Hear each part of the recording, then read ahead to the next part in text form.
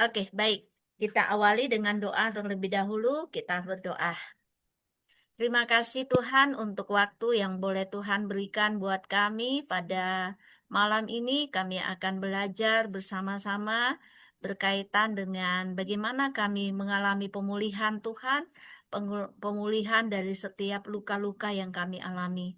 Kami percaya bahwa Tuhan hadir di tengah-tengah kami dalam sesi webinar kami pada malam ini. Dalam nama Yesus kami berdoa. Haleluya. Amin. Amin. Ya, baik. Sesuai dengan flyer yang sudah didapatkan, eh ini hari Kamis yang nggak biasanya kami buat ya. Tapi kan ada beberapa permintaan minta rekaman, jadi saya buat hari ini ya. Jadi dari klien-klien saya meminta rekaman untuk healing inside out. Saya bilang oke, hari Kamis saya buat, nanti rekamannya dikirim ya. Makanya tidak terlalu banyak yang hadir karena biasanya kita ngadain Selasa dan hari Sabtu ya. Oke, baik. Kita akan mulai segera. Saya akan share dulu materinya ya.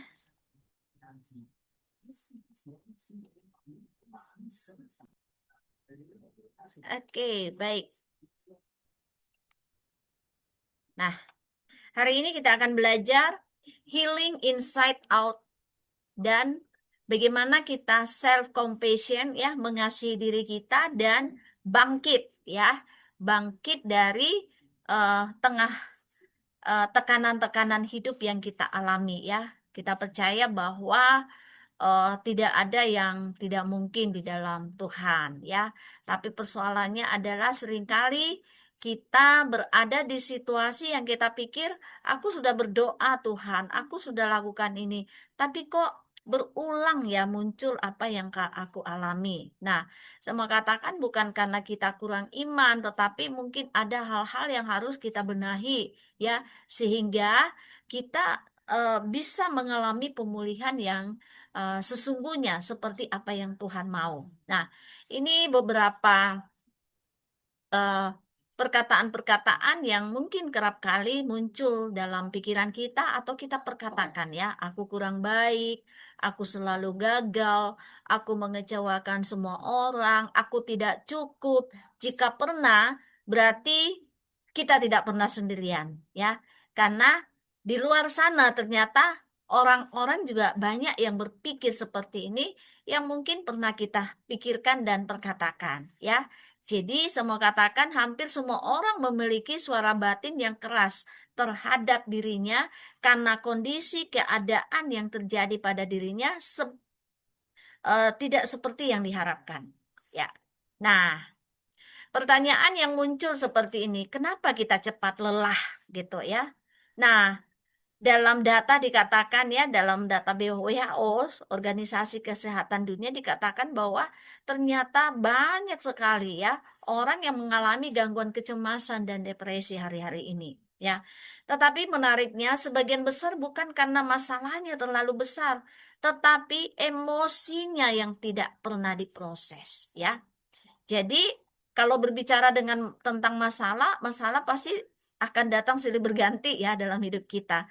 Tetapi yang menjadi persoalan adalah ketika kita menghadapi masalah tersebut, apakah kita meresponi dengan baik dan emosi yang muncul terhadap masalah itu betul-betul diekspresikan dengan baik, diproses dengan baik, ataukah kita mengabaikan atau kita menekan. Nah, ini yang menjadi persoalan, ya.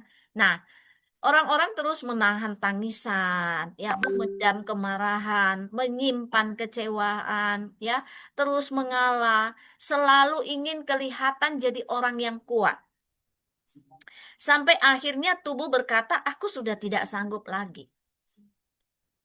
Tubuh kita ini sebenarnya berbicara ya. Ketika kita sudah merasa letih, sebenarnya itu adalah alarm bagi diri kita. Oh, ada sesuatu yang selama ini saya pendam ya. Saya bertemu banyak orang yang banyak sekali memendam amarah, memendam kekecewaan. Karena kenapa? Takut untuk mengekspresikannya. Ketika dia mengekspresikan misalnya rasa marah, maka di pikirannya muncul begini, apa kata orang ketika aku mengungkapkan ini? Akhirnya dipendam sendiri ya. Misalnya marah ya. Ada orang yang marah langsung meledak ya. Akibatnya melukai orang emang enak di dia, lega ya. Ada juga orang mengekspresikan emosinya nyimpan dan ngomong ke orang lain nggak apa-apa kok. Padahal dia nyimpan dan ini pun juga nggak baik ya. Yang baik adalah kita mengakui, kita menyatakan ke diri kita, aku marah loh tentang ini ya. Tetapi bagaimana saya meresponi hal tersebut itu yang harus kita pelajari, harus kita terbiasa sehingga ketika kita marah, ketika kita kecewa, ketika kita sedih, kita bisa mengekspresikannya dengan baik tanpa melukai orang lain dan tanpa membuat kita terus merasa bersalah. Nah, ini yang menurut saya akar yang perlu kita eh, lihat dan perlu kita pelajari bagaimana mengurai akar-akar penyebab masalah dalam kehidupan kita. Yang saya katakan tadi, masalahnya itu eh, sebenarnya bukan jadi persoalan ya, karena hidup ini pasti akan ada masalah. Tapi bagaimana kita meresponi dan kemudian memaknai setiap persoalan itu yang menjadi masalah. Sehingga banyak orang yang mengalami yang namanya luka gitu ya, yang berulang terjadi dalam hidupnya. Nah, pertanyaan yang muncul, mengapa banyak orang lelah? Tekanan hidup, ya, tekanan ekonomi, kekhawatiran, masalah rumah tangga, trauma, pengkhianatan, itu semuanya numpuk, ya. Dan dianggap bahwa sudahlah nanti toh juga berlalu seperti itu. Padahal tidak demikian. Akhirnya jiwa terus merasa lelah, ya. Nah, kalau mungkin kita menemukan atau kita sendiri yang pernah merasakan seperti ini ya, kita kok hari-hari ini kecenderungan kok mudah marah ya, mudah nangis, sulit tidur, overthinking, cemas terus, tidak bisa menikmati hidup, selalu merasa bersalah. Kok aku ya suka suka menyalahkan diri gitu ya, tidak bisa memaafkan diri, merasa tidak berharga. Ini yang banyak dialami orang hari-hari ini. Sehingga hidupnya kelihatan kuat di luar, tetapi setelah sendiri semuanya merasa kayak lemes gitu ya. Mulai memikirkan hal-hal yang terlalu berat ya, muncul overthinking, tidak bisa tidur begitu ya. Nah, apa yang terjadi di otak kita ketika kita mengalami masalah stres yang berlangsung lama yang tidak diproses dengan baik ya. Jadi otak kita itu mengaktifkan alarm di otak kita ya. Nah, akhirnya kemudian hormon-hormon stres itu semakin banyak diproduksi. Tubuh kita akhirnya berada dalam situasi yang waspada terus ya. Ya. Nah, apalagi kalau itu berlangsung terus-menerus. Nah, akan mempengaruhi apa? Imun kita menjadi menurun, mudah terserang penyakit ya. Kemudian tubuh kita cepat lelah dan penyakit yang kita alami mungkin susah sembuh gitu ya. Kita udah minum obat A, obat B, kok nggak berkurang sih? Nah, mungkin kita melihat bagaimana kondisi mental kita. Apakah baik-baik saja sehingga eh, obat yang kita minum kok nggak berefek gitu ya.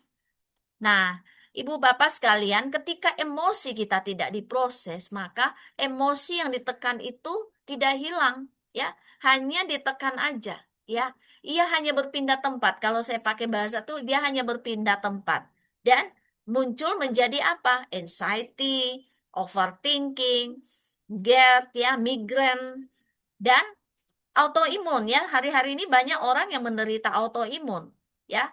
Dan salah satu pemicunya adalah stres yang berkepanjangan.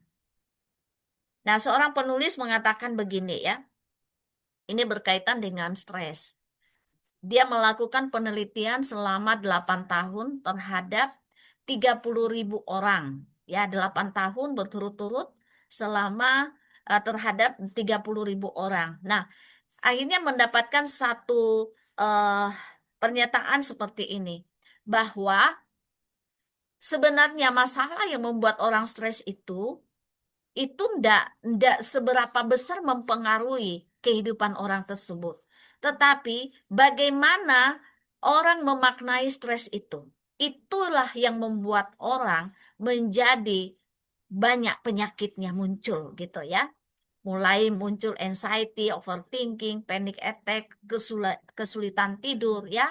Jadi misalnya masalahnya misalnya diputus pekerjaan PHK ya, masalahnya dialami bukan hanya satu orang gitu ya. Banyak orang yang mengalami.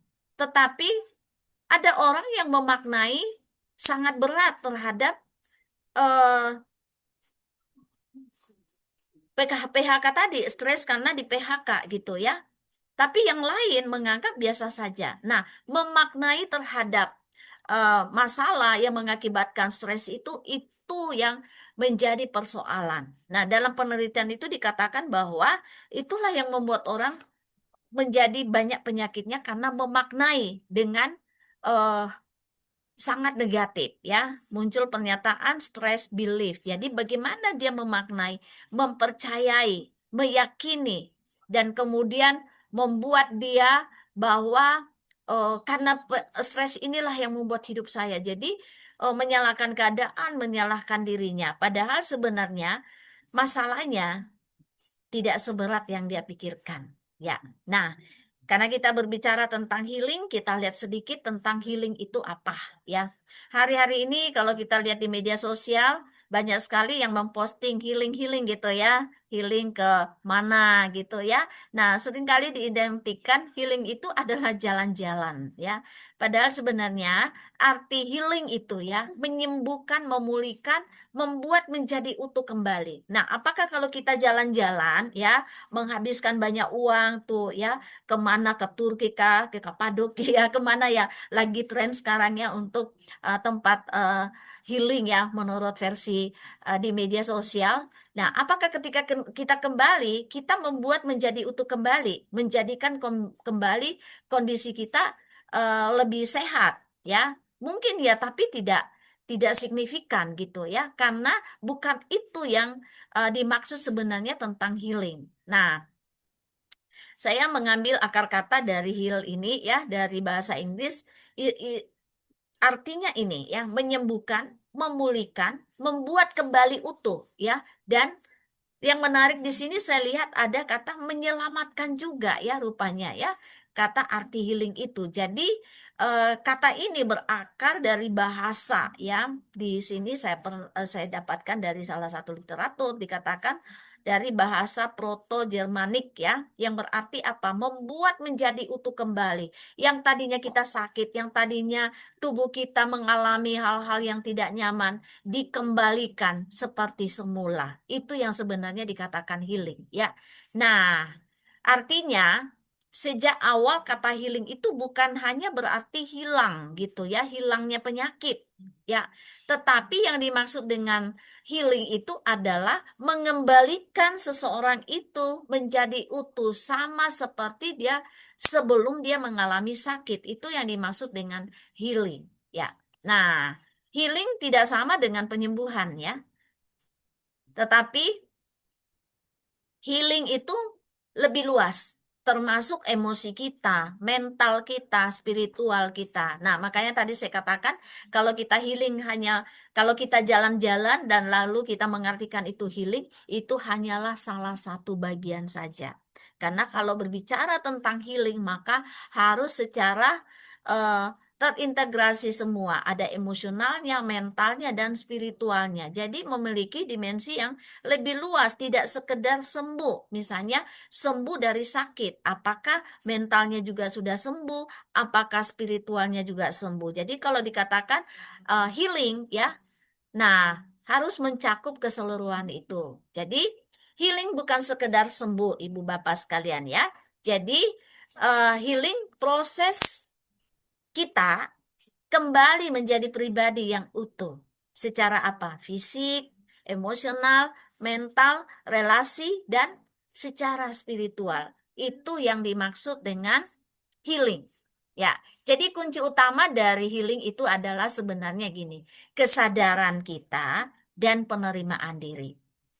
Jadi sebenarnya healing itu di dalam, makanya kita hari ini belajar tentang healing itu inside out ya.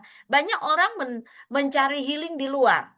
Salah satu contoh yang saya katakan tadi. Padahal yang utama itu adalah ketika kita mau mengalami healing ya, pemulihan seutuhnya, maka yang utama adalah kesadaran dan penerimaan diri kita. Saat kita berani mengakui bahwa kita lelah, ya, kita sebenarnya sudah memulai proses penyembuhan. Tetapi sepanjang kita tidak menyadari, apalagi mengakui, maka proses penyembuhan itu akan sulit, ya. Jadi healing itu bukan sekedar sekali lagi hiburan sesaat ya, tapi adalah proses kita pahami diri kita, menerima luka, dan memberi waktu bagi jiwa kita. Jiwa itu berbicara apa? Pikiran, kehendak, dan perasaan. Jadi, kita pahami diri kita menerima diri kita menyadari bahwa kita terluka, tapi kita punya harapan untuk sembuh. Itu adalah proses, ya, dan tidak bisa didapatkan hanya dari luar, terutama dari dalam. Nah, kita lihat secara psikologi ya, healing itu bukan berarti melupakan masa lalu atau menghapus rasa sakit kita atau tidak pernah sedih lagi. Tetapi healing itu berarti ya mampu mengingat tanpa terus terluka. Ya, menerima pengalaman hidup. Betul, aku mengalami ini. Ini pengalaman hidup yang sangat membuat saya terluka ya, tapi aku menerima itu. Jadi healing berarti apa? Mengingat tanpa harus terluka, mengembangkan makna baru lagi, dan pada akhirnya kita mampu menjalani hidup secara sehat. Nah, kalau kita lihat secara uh, keilmuan otak ya, maka healing itu ya adalah ketika kemampuan otak kita membentuk jalur saraf yang baru ya. Nah, melalui terapi, latihan yang juga kami lakukan di Shekinah Harmony Counseling ya, dengan terapi-terapi yang kami lakukan dengan harapan bisa menyembuhkan ya, mengalami pemulihan yang seperti yang diharapkan ya, dengan teknik-teknik yang kami lakukan ya. Salah satunya adalah teknik ada CBT ya, ada teknik yang kami kemas dalam journaling ya, atau breathing ya, nanti kita akan lihat ya satu persatu teknik yang bisa kita pakai untuk mengalami pemulihan, dan semua itu dilakukan dalam diri kita ya, bukan dari luar. Oke, nah kalau secara Alkitabiah ya, di dalam Alkitab beberapa kata menggambarkan pemulihan. Mungkin pernah kita dengar kata Yehovah Rafa ya, itu artinya apa? Menyembuhkan, memulihkan, dan membuat sehat kembali. Dan ini kita bisa temukan ayatnya di dalam Keluaran 15 ayat 26. Jadi Tuhan berkata, akulah Tuhan yang menyembuhkan engkau. Dia adalah Yehovah Rafa. Jadi memulihkan kita, membuat kita sehat kembali. Nah, kalau dalam perjanjian baru, kita menemukan satu kata namanya zozo gitu ya. Diterjemahkan diselamatkan, disembuhkan. Jadi maknanya jauh lebih luas daripada sekedar sembuh. Yang saya katakan tadi, kalau healing itu bukan sekedar sembuh ya, tetapi mengalami pemulihan secara utuh ya, secara fisik, secara emosional, dan secara spiritual ya. Nah, dari kata terapeo ya, muncullah kata terapi ya. Artinya apa? Menyembuhkan. Jadi, terapi pada dasarnya bukan sekedar teknik, tetapi proses pendampingan untuk mendapatkan healing tadi ya. Jadi, boleh disimpulkan healing ya, untuk kita mengalami healing, pemulihan dari apa yang kita alami, itu adalah sebuah proses menuju keutuhan, proses pemulihan. Nah, proses ini bertahap, tidak simsalabim ya. Proses yang dimaksud dalam healing itu secara bertahap. Jadi bukan sekedar menghilangkan luka, tetapi termasuk di dalamnya ketika kita berbicara healing, mengizinkan Tuhan membentuk kembali hati kita. Nah, oke. Nah, healing inside out itu bukan berarti melupakan masa lalu. Pura-pura kuat tidak pernah sedih, tetapi berdamai dengan masa lalu kita. Setiap kita punya masa lalu ya, Bapak Ibu ya. Tidak ada orang yang tidak punya masa lalu, tetapi bagaimana kita berdamai dengan masa lalu itu sehingga masa lalu tidak lagi mengendalikan masa depan kita. Nah, sebelum kita masuk, kita perlu juga memahami apa itu namanya self compassion, karena ini ada kaitannya dengan mengalami healing. Orang yang tidak bisa memperlakukan dirinya dengan baik, dengan kasih, ya, maka akan sulit untuk mengalami healing, ya. Jadi eh, perlu harus memperlakukan diri dengan baik. Self compassion itu berarti kemampuan kita memperlakukan diri kita dengan kasih ketika kita sedang terluka. Jangan melulu kita mengatakan aku bodoh memang, aku memang begini, ya. Kata-kata negatif kita tujukan. Kenapa kita tidak mengubah kata itu menjadi saya mengasihi?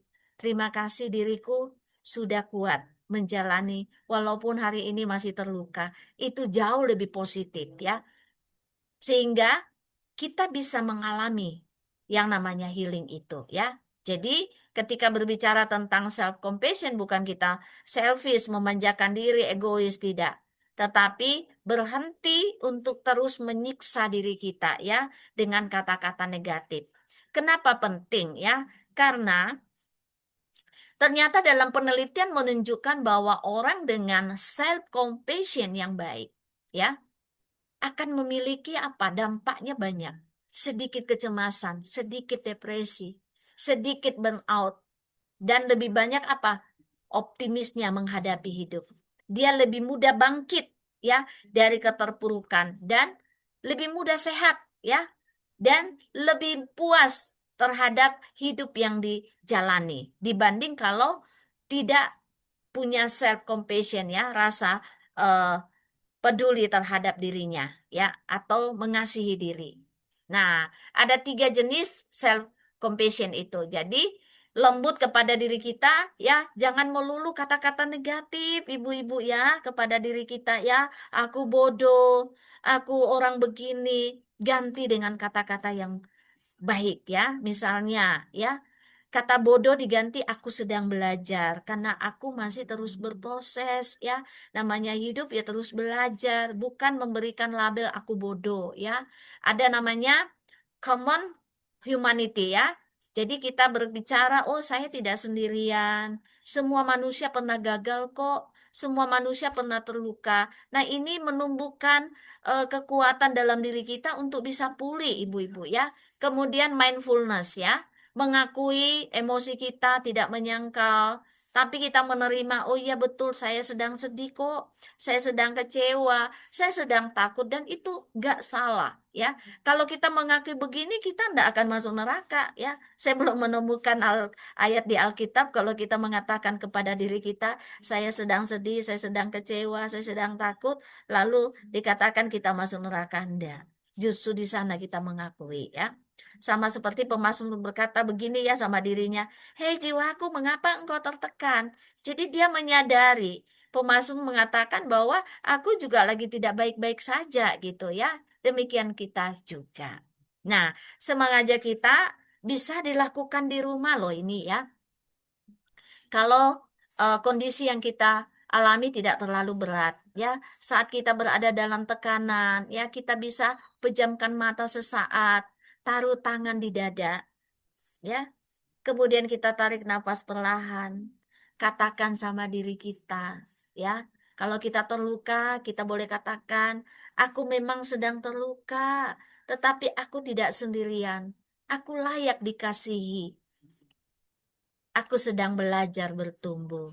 Itu bukti kita mengasihi diri kita, ya. Tidak larut di dalam eh, hal-hal yang negatif karena diri kita ini berharga. Bayangkan kalau kita sudah mengalami masalah lalu kita ngomong lagi yang negatif-negatif, gimana nggak tambah terpuruk kita, ya? Betul nggak?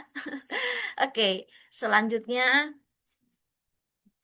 Nah, kenapa kita sulit mengasihi diri? Karena sejak kecil banyak orang belajar bahwa nilai diri itu ditentukan oleh apa? Hal-hal yang datang dari luar, ya.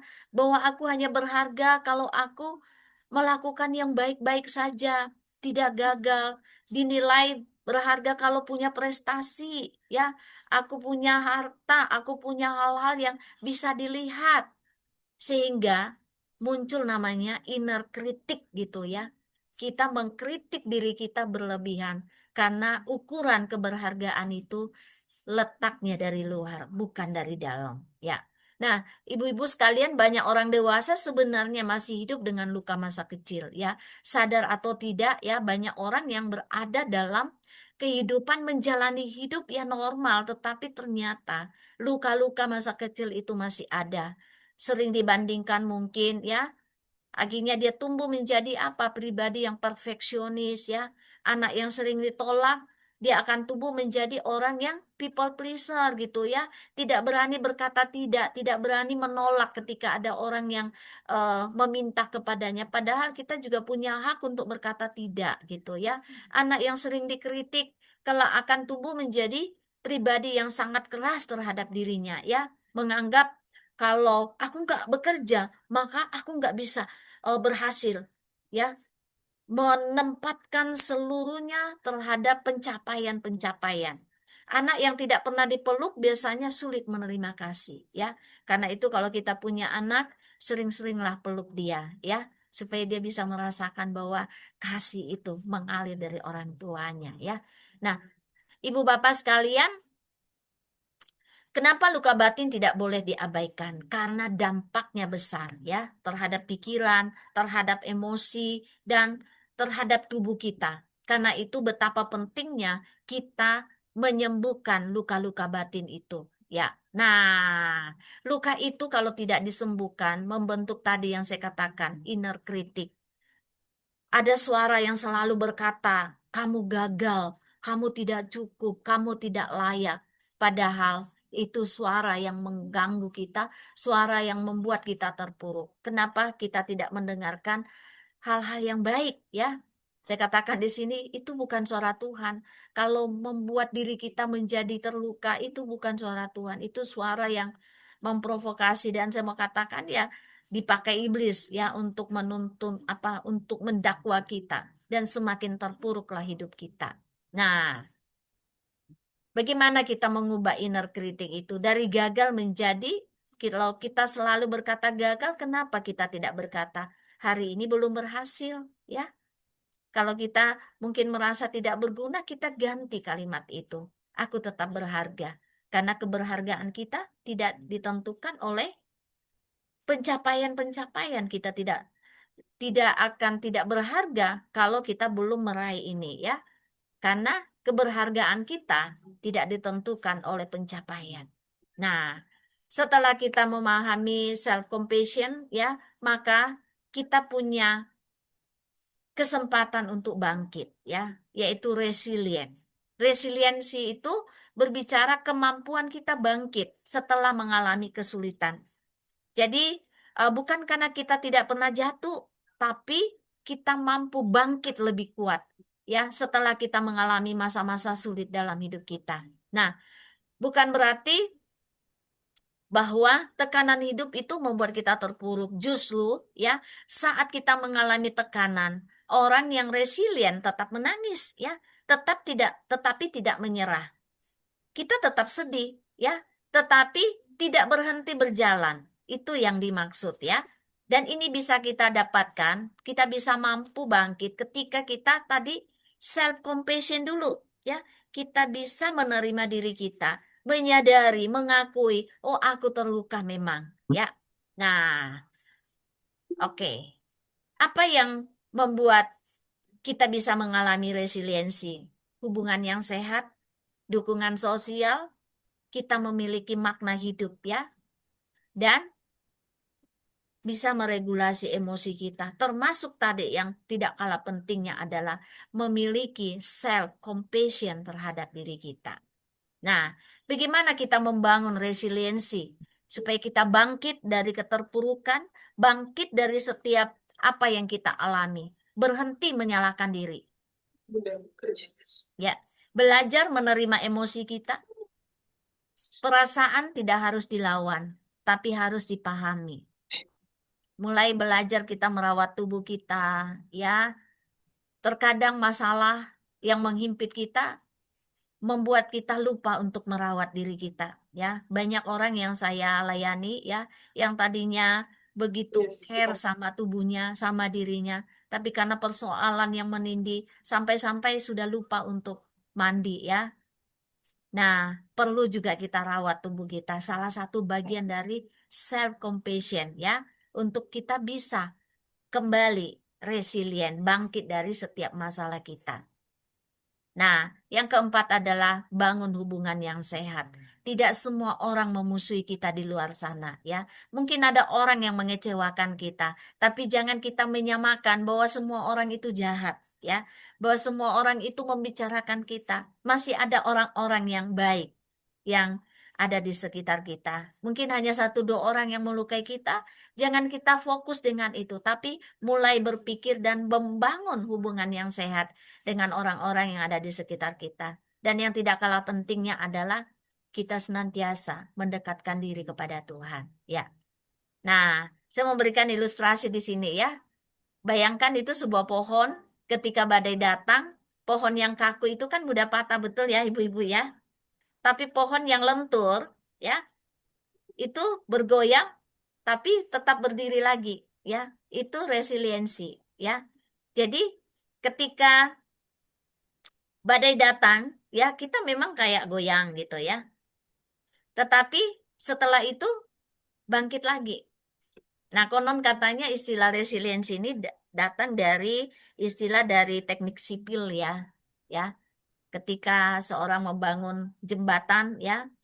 Nah, di jembatan itu kan dilalui biasanya dari beban berat gitu, ya. Nah, besi-besinya itu ketika ada beban di atas dilewati, ya, melewati jembatan tadi biasanya dia bengkok begini katanya, ya.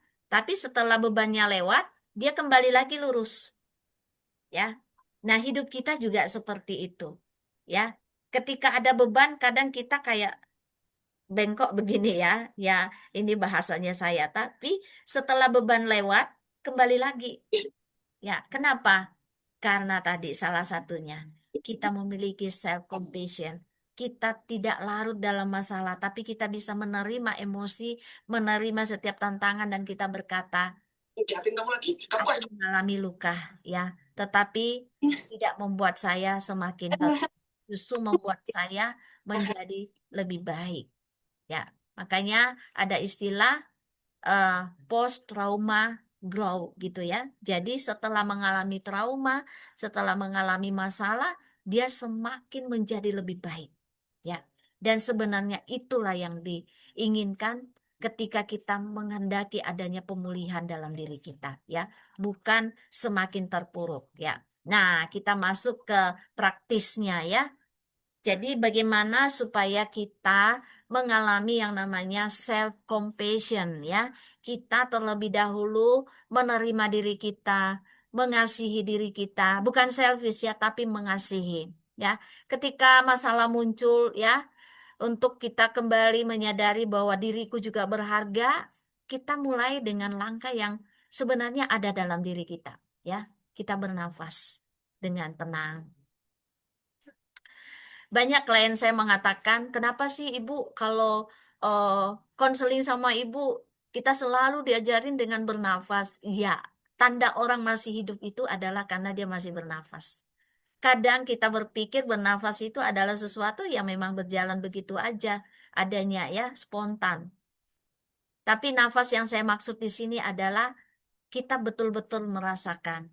Saat kita perlahan tarik nafas perlahan lewat hidung, kita rasakan sambil kita mengingat bagaimana berharganya diri kita, bagaimana begitu besar kasih Tuhan sama kita. Lalu kita mengatakan, aku memang sedang mengalami masa sulit. Aku memilih mengasihi diriku. Kata-kata ini saat kita tarik nafas perlahan, sambil letakkan tangan kita di dada, baik satu atau dua, ya, boleh dua-duanya, kita ngomong sambil kita tarik nafas perlahan. Dan ini adalah hal yang sederhana yang bisa kita lakukan. Tapi banyak orang-orang lebih fokus kepada masalahnya dulu, ya, tidak melakukan hal-hal yang sebenarnya ada di dalam diri kita yang bisa menyembuhkan kita. Kemudian yang kedua yang bisa kita lakukan adalah kita bisa belajar journaling, ya, kita nulis. Apa yang paling sering kita katakan pada diri kita? Tulis aja. Ibaratnya kayak kita lagi bicara sama orang lain, sekaligus bicara sama diri sendiri. Tulis, ya, daripada kita eh mengutuk diri kita, menghakimi diri kita, menyalahkan diri kita. Ada baiknya kita tulis, ya, hal-hal yang baik tentang diri kita. Apa yang paling sering kita katakan pada diri kita? Apakah kalimat itu berasal dari Tuhan? Dan saya mau katakan seandainya nih, ya, Yesus duduk di samping kita sekarang, apa yang akan dia katakan terhadap diri kita? Yang pasti dia akan berkata kita berharga. Karena itu dia mati buat kita, ya. Jadi belajar, kita mulai menulis. Dengan menulis itu kita memindahkan apa yang ada di pikiran kita, apa yang kita rasakan dalam bentuk tulisan, ya. Kemarin saya layani klien saya, ya, dia telepon saya pagi-pagi, gimana nih Bu? Saya bilang take time. Ibu cari tempat yang agak nyaman menurut Ibu. Ibu breathing, ya, breathing exercise, ya. Setelah itu Ibu boleh ambil kertas. Kalau Ibu ada kertas, Ibu tulis semua apa yang Ibu alami. 1 jam kemudian dia telepon saya, iya Bu, ya, ternyata memang saya aja yang terlalu berlebihan. Iya, Ibu menemukan sendiri. Saya tidak perlu menyarankan apa-apa, ya. Saya cuma pandu Ibu, ya, dan Ibu yang merasakan. Karena kenapa? Sekali lagi saya katakan, pemulihan itu sebenarnya Tuhan sediakan ada dalam diri kita. Persoalannya seringkali ketika kita mengalami pergumulan, kita terlebih dahulu memikirkan di luar gitu, ya, apa ya yang aku lakukan. Contohnya kalau kita sakit, ya, kita merasa cemas, kita mengalami hal-hal yang tidak nyaman. Di pikiran kita itu langsung kemana-mana, siapa yang dapat tolong saya? Padahal sebenarnya ada dalam diri kita. Yang ketiga yang bisa kita lakukan adalah belajar nulis. Kalau tadi nulis apa aja, ya, tapi ini seolah-olah kita lagi bersurat untuk diri kita, ya.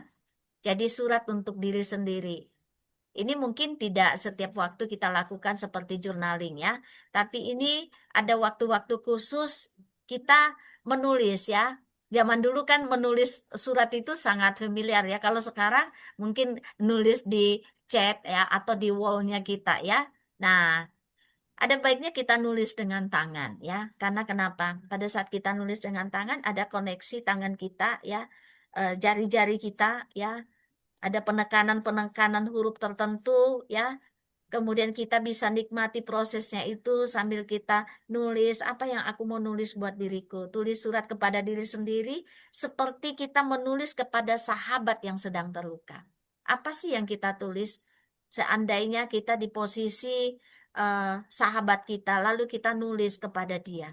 Seperti itu yang kita bisa tulis. Dan ini ternyata, Ibu Bapak sekalian, bisa membuat kita semakin peduli dengan diri kita, ya. Dan ini adalah langkah untuk mengalami healing, ya, mengalami pemulihan. Nah, selanjutnya langkah praktis yang membuat kita mengalami pemulihan dari dalam, healing inside out, ya. Jadi saya mengajak melakukan latihan sederhana, ya. Bisa sekarang, ya, coba kita, ya, kita berhenti sejenak, sadari apa yang kita rasakan, ya. Kita berhenti sejenak, kita duduk, ya. Bisa sambil karena kita lagi mengikuti webinar, berhenti sejenak. Sadari apa yang kita rasakan beberapa hari ini. Kalau mungkin kita lagi sedih, bayangkan kita lagi sedang memeluk emosi sedih itu. Kalau kita lagi sedang marah, bayangkan kita lagi sedang memeluk. Dan kita bisa mengekspresikan dengan baik. Jangan melawan, ya. Semakin kita lawan, maka semakin sulit kita untuk bisa menerima dan menyadari apa yang terjadi dengan diri kita. Klien saya tadi ya mengatakan gini, Bu, aku ingin sekali dipeluk. Saya katakan, apa yang Ibu rasakan sekarang? Kalau Ibu merasa sedih, Ibu belajar untuk memeluk rasa sedih itu. Seolah-olah Ibu yang memeluk. Ibu mengharapkan dipeluk, tapi Ibu nggak dapatkan, Ibu kecewa. Tapi coba Ibu berani ya dan mulai mempraktekkan. Ibu peluk diri Ibu ya dan mengatakan, aku memeluk emosiku yang sedang aku rasakan.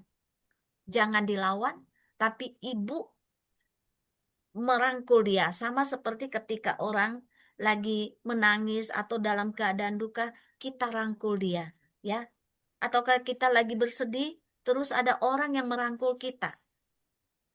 Lega ya rasanya ya, betul nggak ya? Lega rasanya. Dan seperti itulah ketika kita melakukan sama diri kita ya. Kemudian setelah itu ya, kita kemudian terima kenyataan.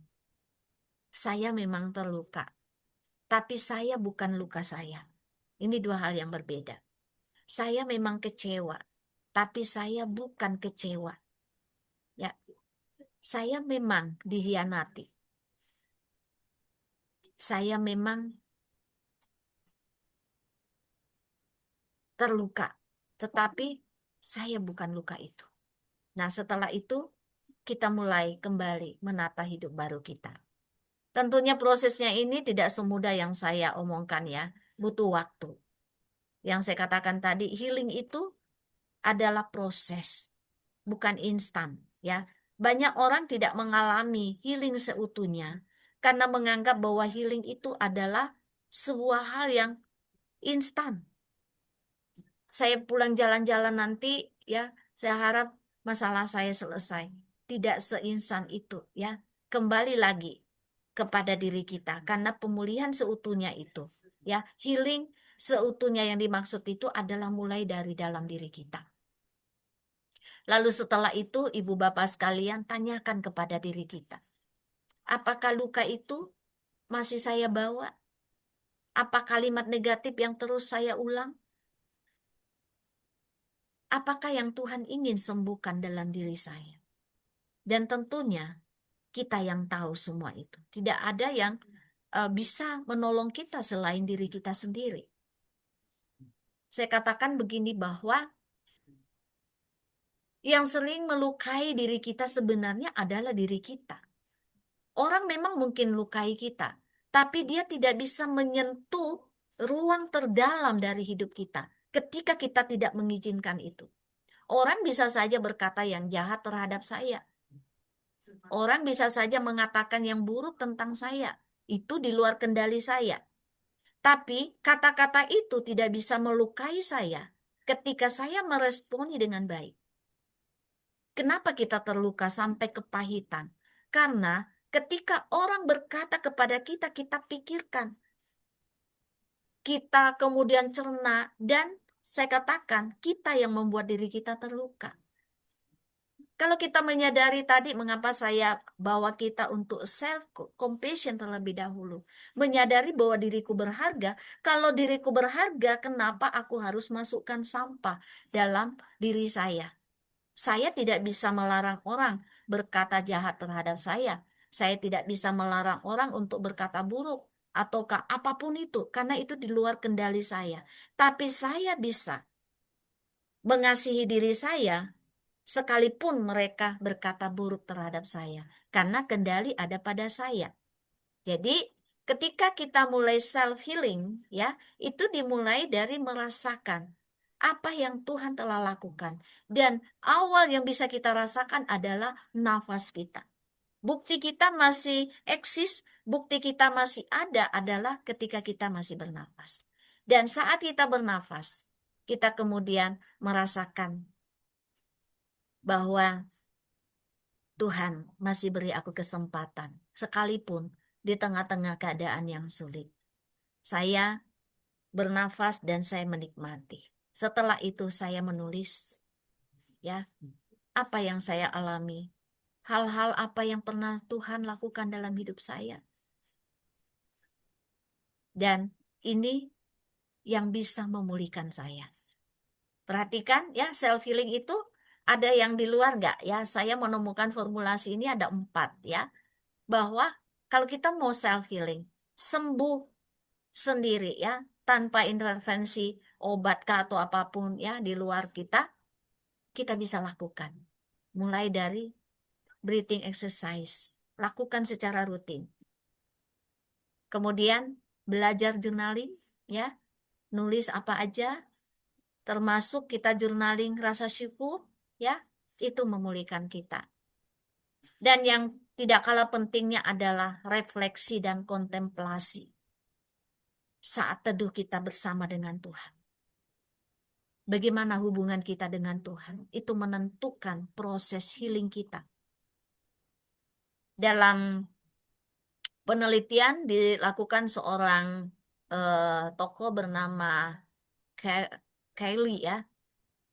Dia katakan bahwa ada 9 hal yang bisa membuat orang itu pulih. Ya, ini Kelly Turner ya. Dalam bukunya yang berjudul Radical Remission. Jadi ada 9 hal yang bisa membuat seseorang itu mengalami healing ya. Yaitu pertama, mengubah pola makan.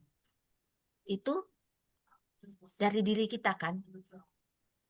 Menggunakan herbal ya. Ini urutannya dia, tapi kalau menurut saya urutannya itu adalah sebenarnya bagaimana kita memaknai hidup dan keterhubungan kita dengan Tuhan. Tapi di dalam 9 ini ada ya. Nah, kalau kita perhatikan dari 9 ini ya, hanya 2 yang berasal dari luar, yaitu makanan dan kalau kita misalnya menggunakan herbal atau suplemen ya. Tetapi 7 ini berkaitan dengan relasi kita dan diri kita sendiri ya. Yang ketiga, saya langsung ketiga ya, memperdalam alasan kita hidup. Dan ini berkaitan dengan tadi yang 4 yang saya katakan, poin ketiga, bagaimana kita berkontemplasi diri dan kemudian merefleksikan diri kita, bagaimana kita di hadapan Tuhan. Itu memperdalam alasan kita hidup. Banyak orang mengalami tekanan dalam hidupnya, ya, kehilangan makna hidup. Dan ketika kita kembali kepada Tuhan, maka kita bisa menyadari, inilah alasan aku untuk tetap hidup. Karena aku dikasihi. Karena Tuhan masih memberi aku kesempatan hidup. Memperdalam alasan kita hidup. Itu cepat menyembuhkan kita. Kemudian memiliki alasan yang kuat untuk hidup. Apa yang membuat kita tetap kuat hidup? Kita punya orang tua, kita punya anak. Masih ada orang-orang di sekitar kita. Itu yang terus menguatkan kita sehingga kita bisa cepat pulih. Kemudian kita yang mengambil kendali atas kesehatan kita, bukan orang lain. Kita yang tahu kondisi kita. Karena itu, kita yang berbicara baik kepada diri kita. Justina, kamu sehat? Kamu yang memegang kendali atas dirimu. Sehat tidaknya kita, itu tergantung pada diri kita. Kemudian, ada orang-orang yang masih ada di sekitar kita. Meningkatkan perasaan positif ya, mengganti perasaan-perasaan negatif dan merilis emosi yang tertekan. Yang saya katakan tadi, ekspresikan emosi yang kita alami. Jangan kita larut dengan perasaan negatif ya. Nah, kemudian yang keempat untuk self talk adalah untuk self healing adalah belajar berkata positif terhadap diri kita. Berkata yang baik. Pemazmur memberikan contoh ya. Mengapa engkau tertekan hai jiwaku, tapi tidak cukup sampai di sana. Setelah itu dia katakan berharaplah kepada Tuhan. Banyak orang self-talk hanya negatif terhadap dirinya, lupa mengatakan kata-kata harapan. Dengan kita self-talk ya, kita mengeluarkan apa yang ada di hati kita, apa yang kita rasakan, apa yang kita pikirkan, dan sekaligus memberikan kata-kata yang baik. Ada kata-kata negatif yang mungkin kita rasakan, tapi kemudian kita munculkan kata-kata positif dan itu yang menyembuhkan kita. Nah, saya masuk ke langkah-langkah yang bisa kita lakukan untuk healing inside out ya. Tadi self healing ya, kemudian tadi self compassion, kemudian sekarang kita healing inside out ya. Pertama adalah ciptakan rasa aman melalui tadi ya exercise, breathing exercise ya. Jadi mulai dari mulai dari sini ya. Ya. Kemudian kita menulis refleksi dan self talk ya. Nah, ketika kita sudah merasa aman ya, sorry ya.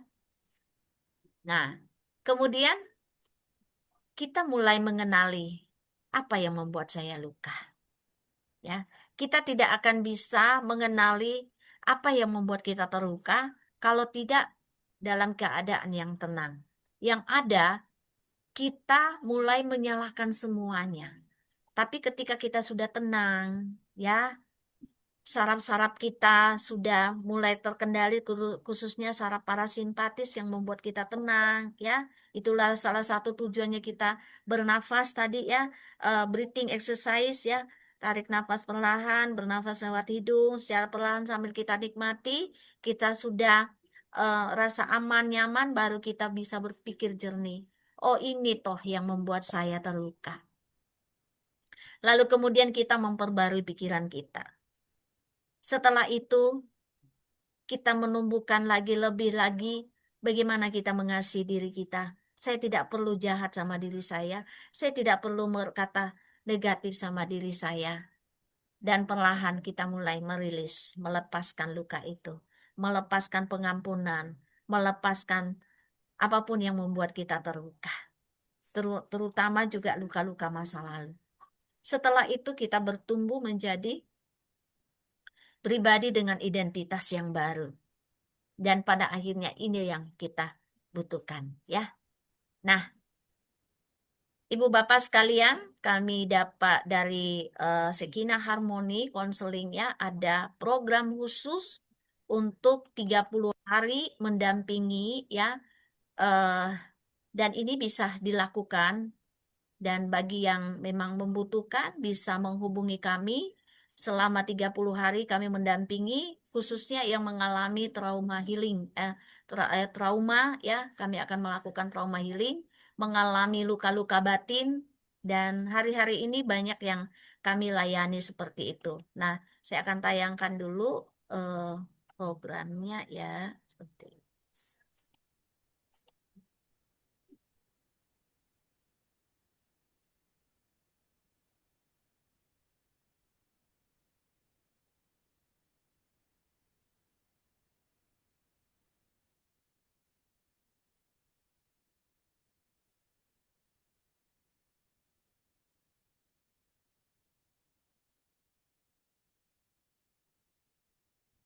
Ya, ini adalah salah satu program yang kami tawarkan ya, khusus yang mengalami luka-luka batin ya, luka-luka batin eh, inner child ya.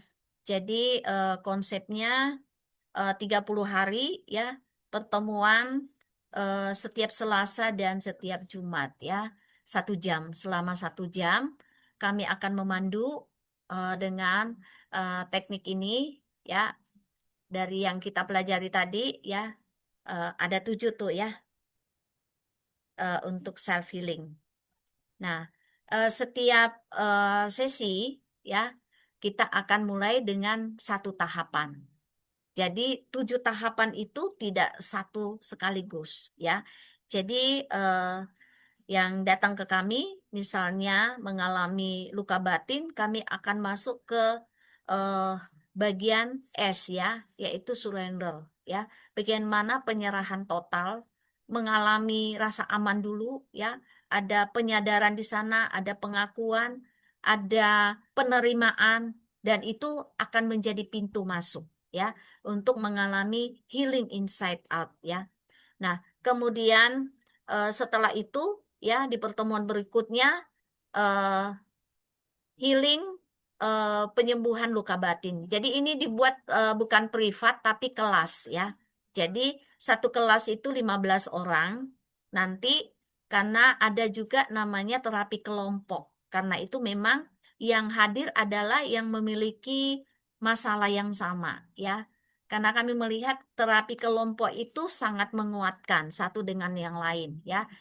Karena melihat ternyata bukan cuma saya yang mengalami masalah ya. Nanti kita ada sharing ya, karena hanya 1 jam, 2 kali seminggu, dan pesertanya adalah orang yang memang sama-sama punya masalah ya, sama-sama punya masalah inner healing ya, inner child ya, luka-luka batin.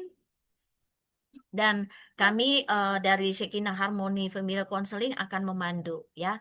Dan tentunya ya setiap orang berbeda. Walaupun nanti diadakan dalam satu kelas secara komunal ya, tapi kan nggak saling melihat ya, karena online kita beda-beda di tempat rumah kita, dan eh, menurut kami ini tidak akan membuat aib siapapun ya.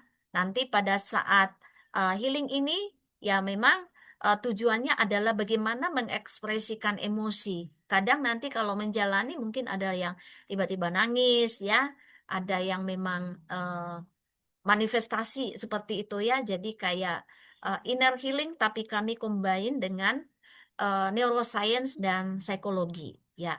Jadi integrasi dari 3 bagian ini, kami melihat bahwa orang mengalami masalah di bidang itu. Karena itu pendekatannya pun juga harus kembali kepada 3 bagian ini yang bermasalah, yaitu secara psikis ya, secara biologis ya, yaitu bagian-bagian otak mungkin yang bermasalah ya, dan kemudian secara spiritual. Dan kami melihat ya terapi-terapi seperti ini memang kelihatannya tidak instan, tetapi menggali akar ya, bagaimana seseorang mengalami pemulihan itu betul-betul dari dalam, bukan yang di luarnya ya. Jadi ada klien saya mengatakan, Bu, bagaimana dengan yang katanya ikut 5 menit ya sudah berasa. Ya, gejalanya itu betul. Jadi ketika kita mengikuti misalnya satu sesi ya, itu biasa ada 20 menit, ada yang 15 menit, langsung berasa gitu ya, kayak lega gitu. Tapi itu gejalanya. Nah, kita tidak mengobati gejala. Sama seperti ketika orang sakit kepala ya. Orang sakit kepala itu gejala. Bisa beberapa penyakit yang memunculkan gejala sakit kepala. Nah, kalau kita mengobati gejalanya, misalnya kita obati pakai Panadol, gejala sakit kepalanya hilang. Tapi apakah akarnya? Nah, kalau secara kedokteran kita harus tahu akar masalahnya apa. Kenapa kemudian orang ini seringkali sakit kepala? Nah, sama dengan ketika kita mengalami luka. Ketika misalnya kok saya cepat sekali marah ya Tuhan ya. Kenapa ya? Saya sudah berjanji saya mau melakukan tapi kok saat saya mau melakukan kok salah ya? Kenapa ya? Aku sudah berulang kali berjanji sama diri saya eh, mau melakukan ini, tapi yang aku lakukan kok bukan itu, ya? Kenapa? Itu yang kami coba ya untuk lakukan dalam terapi ini, menggali, menemukan akarnya. Bukan sekedar melihat yang kelihatan, tapi akar dari kenapa orang sulit berubah. Akar dari kenapa orang kemudian terus menyalahkan diri. Bukan karena eh, kurang rohani, ya. Bukan karena tidak percaya Tuhan, tetap percaya Tuhan, ya. Sama dengan klien saya aktif di gereja, ya, ikut pelayanan gitu, ya. Tapi di masa-masa tertentu, ya, bahkan setelah ikut sesi saya, Bu, gimana, Bu? Saya baru pulang pelayanan kok ini muncul lagi. Saya katakan berhenti menyalahkan diri. Ada hal yang mungkin selama ini berusaha ditutupi. Kita anggap bahwa baik-baik saja. Kita anggap bahwa eh, itu selesai karena itu sudah berlalu bertahun-tahun. Ya, Ada satu lagi yang mengatakan gini, Bu, kenapa ya setiap hari kalau saya mau tidur siang di jam yang sama, rasa cemas, rasa was-was itu muncul sama saya. Akhirnya saya nggak bisa tidur gitu ya. Padahal aku tuh pengen tidur. Nah, singkat cerita, ya rupanya ya apa yang pernah dia dengar ya kata-kata dari anaknya waktu itu ya 4 tahun yang lalu waktu masa COVID itu sangat membekas dalam dirinya. Dan saat ini anak-anaknya tidak ada yang bersama dengan saya, bersama dengan dia. Dan itu yang membuat dia cemas, ya. Bagaimana kalau aku nanti tiba-tiba sakit, terus nggak ada yang lihat. Hal-hal yang kayak gitu, kita tanpa sadar, ya, atau banyak orang yang nggak menyadari bahwa akar yang membuat mereka sampai cemas, rupanya ada kaitannya dengan hal yang lalu. Seperti yang tadi, ya. Contoh yang saya katakan klien saya, dia bilang anaknya dulu waktu masa COVID kan orang semua kan eh, sangat takut ya bertemu dengan orang lain. Nah, mamanya ini kan diberi obat, harus diteteskan eh, orang lain yang harus bisa teteskan karena dia tidak bisa netesin sendiri ke dalam telinganya karena itu harus butuh orang lain. Nah, dia chatlah anaknya gitu ya. Nanti kalau kamu mau pergi kerja singgah nak ya di rumah. Anaknya ngomong gini, kenapa harus saya? Kan ada anakmu yang lain gitu. Nah, mamanya bilang, kenapa ya anak saya ngomong kayak gitu ya?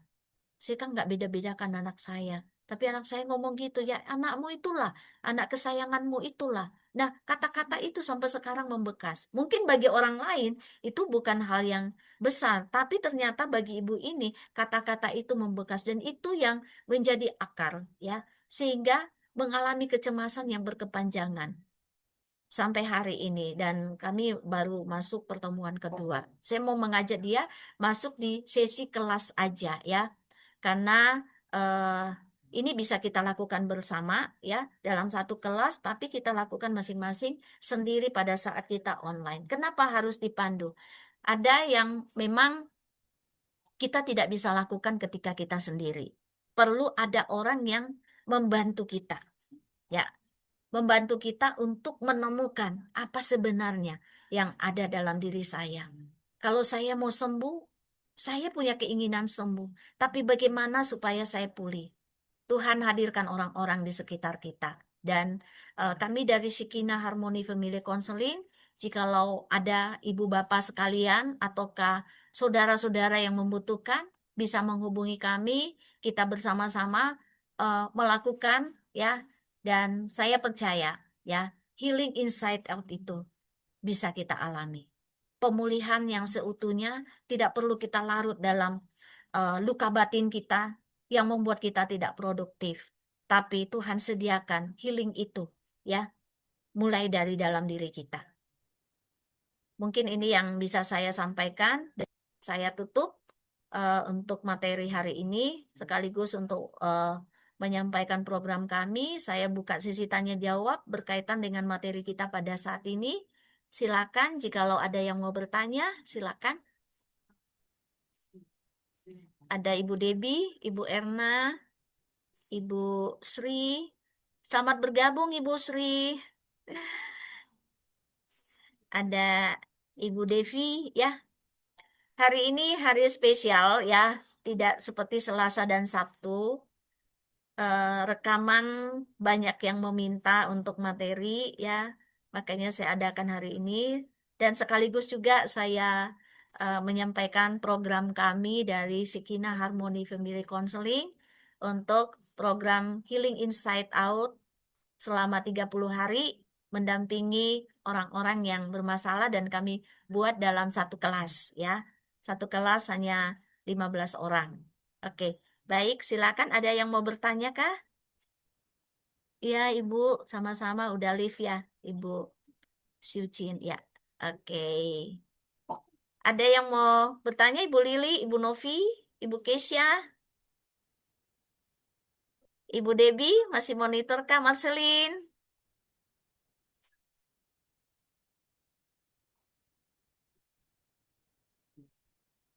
Ada yang mau ditanyakan Ibu Lili?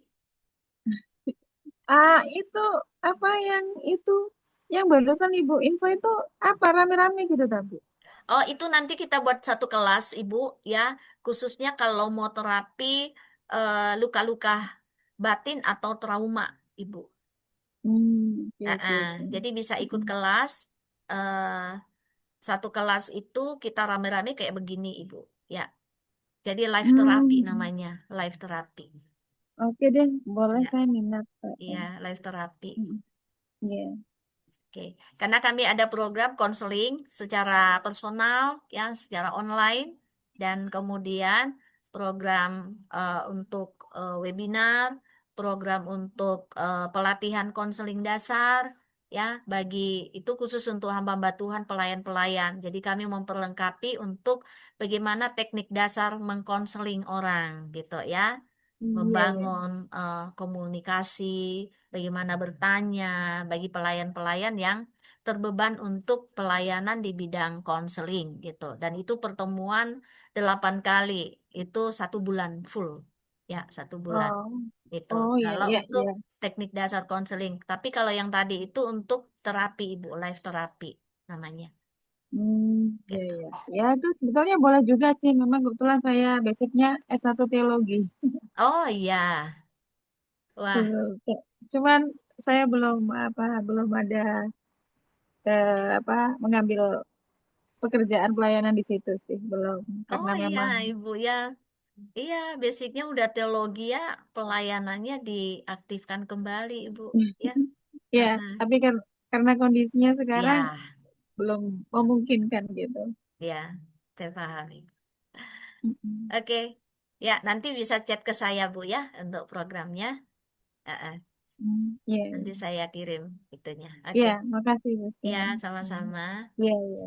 Oke, Ibu Debi dari Morowali, ya, Ibu Pendeta, ada yang mau disampaikan, Ibu? Ya, Izin bertanya, Bu ya, Yus. Ibu Kesia, gimana, Ibu? Eh, yang tadi disampaikan Bu Yus itu kan kita kan harus memperkatakan yang positif-positif gitu ya, Bu. Tapi Eh, ya. dalam prakteknya itu kan kita seringkali terkendala ya, Bu ya. Hmm. Kalau kita sudah memperkatakan hal yang positif-positif, Mm-mm. namun kan seringkali kan itu muncul lagi dan muncul lagi gitu ya, Bu. Itu Hmm. Ya, ya, ya.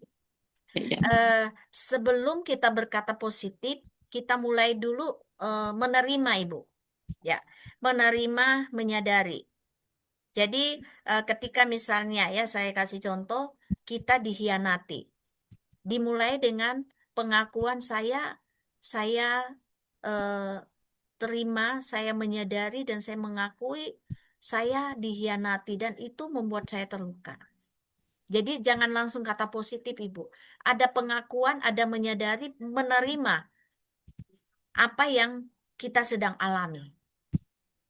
Kenapa saya katakan jangan langsung eh, berkata positif? Karena itu bisa menghilangkan atau menyangkali kenyataan yang kita alami. Jadi kalau kita mau sembuh, ya, maka kita perlu menerima kenyataan itu dulu, Bu.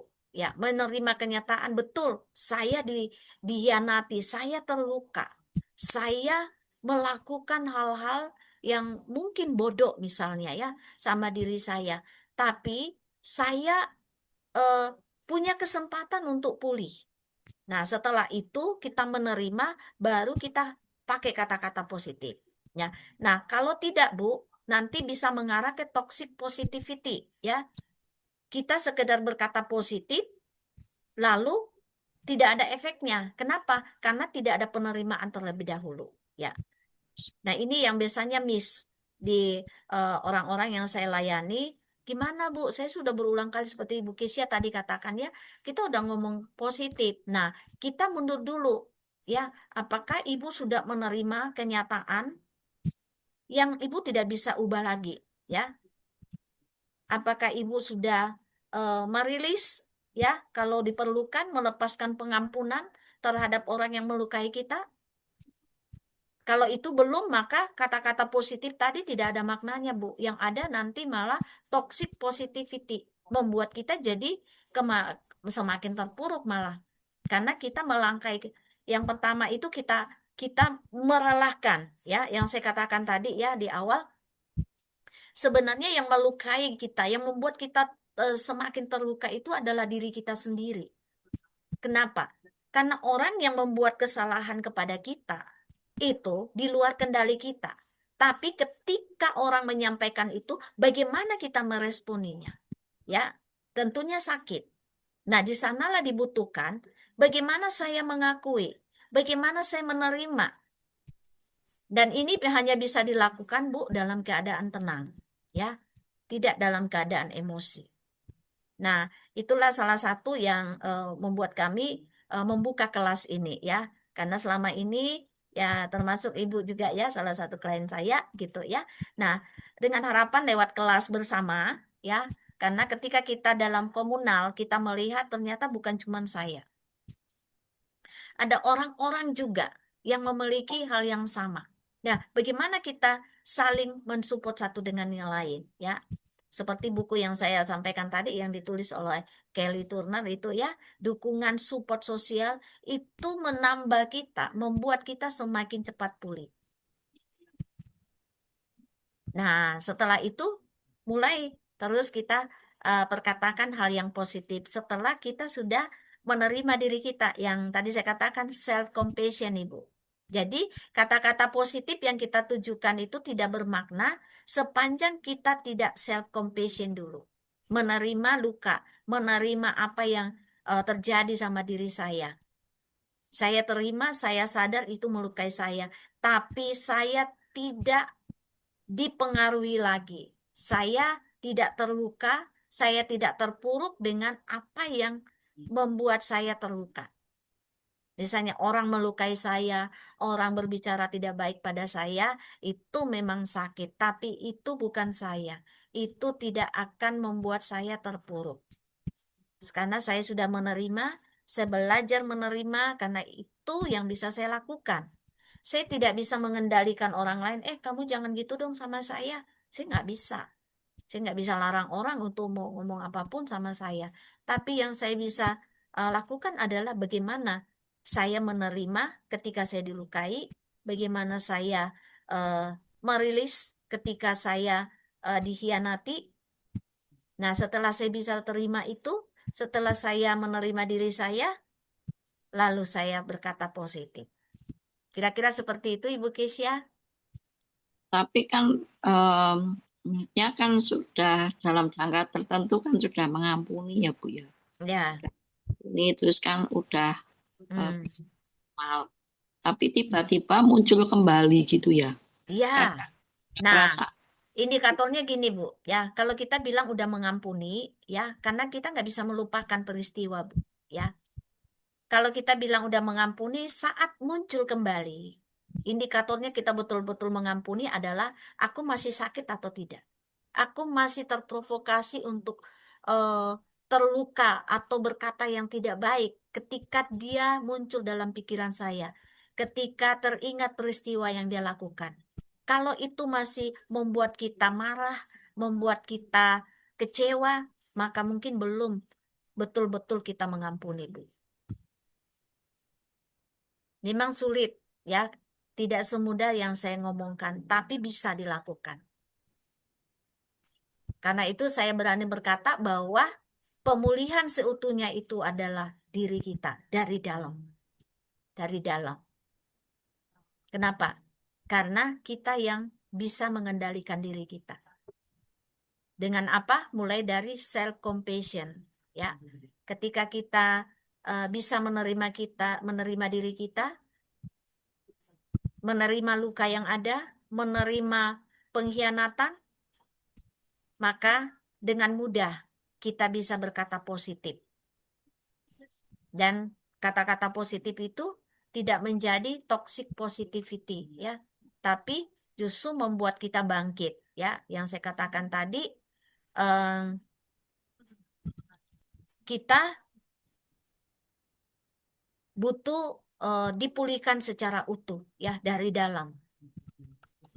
Dan inilah yang menjadi salah satu program kami melihat banyaknya orang-orang yang ternyata bukan hanya di luar gereja, tapi ternyata dalam gereja pun banyak yang terluka, banyak yang mengalami pemulihan. Dan mohon maaf kenapa banyak orang kecewa dalam pelayanan, salah satunya karena luka-luka batin yang belum terobati. Luka-luka batin yang belum diselesaikan. Luka-luka masa kecil, inner child, yang belum diselesaikan.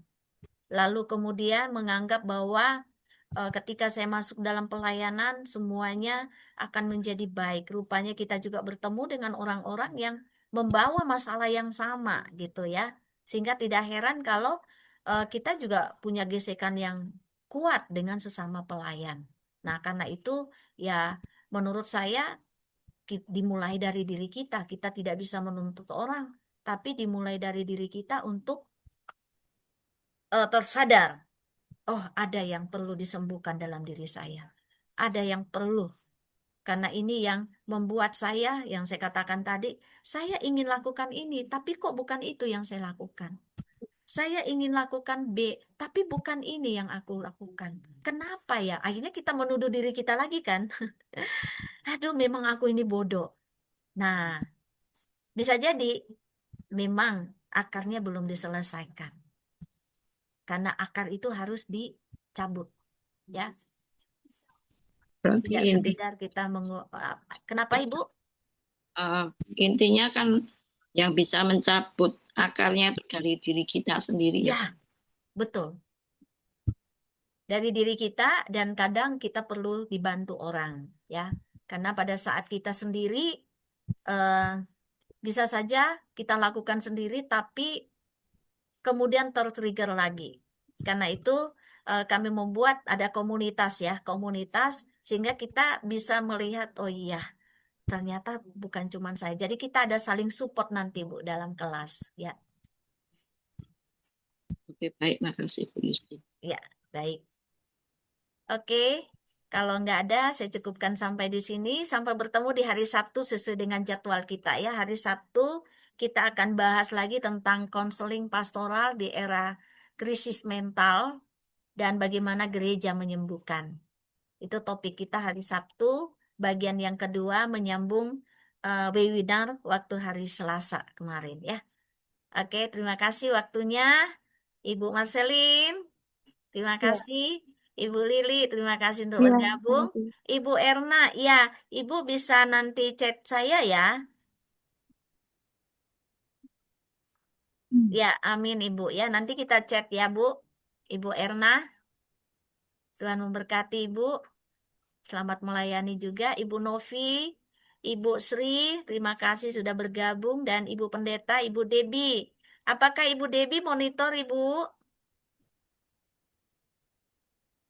Apakah bisa buka kamera Ibu Pendeta? Jaringan saya terganggu nih dari Oh, tadi putus-putus. oke baik. Tidak Apakah bisa, bisa eh, tidak bisa utuh deh doa penutup? Tidak bisa. jaringan. Takut putus-putus ya. Suara saya bisa didengar nggak nih? Kedengaran kok Ibu, Bisa kedengaran. nggak dengar suara Bisa, saya? bisa. Ya. Cuman tadi saya menangkap putus-putus suaranya. Oh ya Nggak udah, tahu nggak apa-apa. terakhir-terakhirnya apa. Oke, baik nggak apa-apa. Berarti ini udah selesai ya? Iya, Sudah nanti selesai. saya kirim rekamannya Ibu Oh, iya. untuk hari ini. Ya, oke Iya, baik. Kalau gitu iya, saya banyak. aja yang pimpin doa ya. Kalau jaringannya nggak Iya, bagus. iya. Ya, oke baik. Kita doa. Terima kasih Tuhan untuk waktu yang boleh Tuhan berikan buat kami pada malam ini.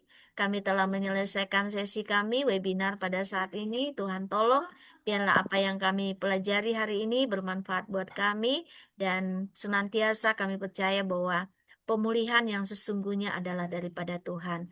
Terima kasih Tuhan, kami kembalikan segala kemuliaan hanya bagi namamu. Dalam nama Yesus kami berdoa, haleluya, amin. Baik, terima kasih waktunya. Pak Manurung baru bergabung. Kita sudah selesai, Pak. Ya, baru pulang saya nih, konseling Oke, ibu-ibu. Banyak oke. ini konseling. Baik, Pak. Nanti saya kirimkan rekamannya ya. Ya, ya. Thank you. Oke, terima kasih. Saya